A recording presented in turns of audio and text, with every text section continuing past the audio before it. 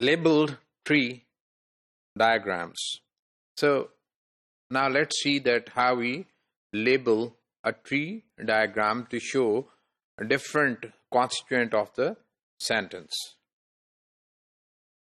The most common ways to create a visual representation of syntactic structure is through tree diagrams. So when we have a tree diagram, we can very easily know which is at the higher place and which is in the subordination, right? We have all the constituent before us. So it's a very good visual representation of a sentence.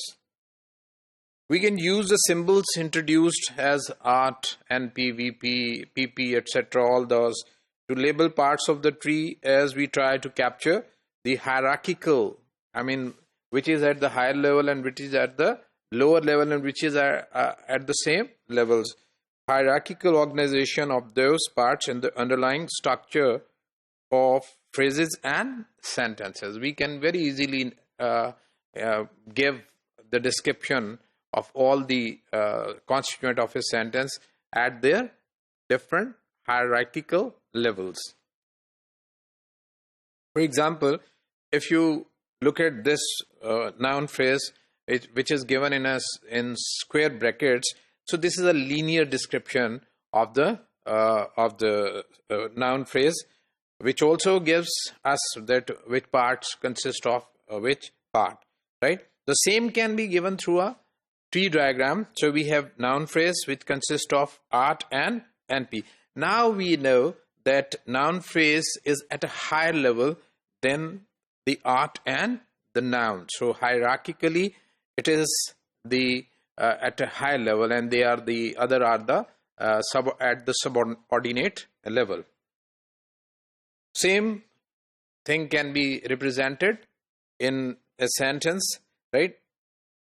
The girl saw a dog. So we have this sentence in a tree diagram.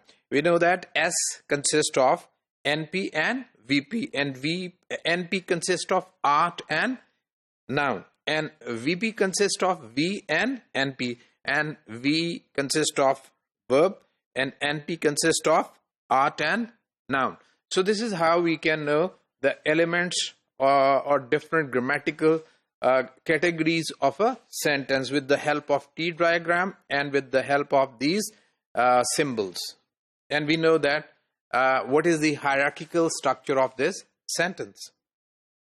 So at the top of the tree diagram, we begin with a sentence that is S and divide into two constituent NP and VP.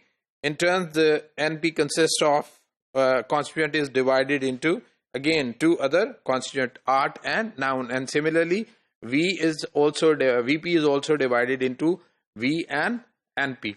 So we know that which constituent is at a higher level and which are at equal level. For example, NP and VP are at the same level because they are the daughter nodes of the sentence. So they are at the equal level, right? So, but art and noun, they come under an NP.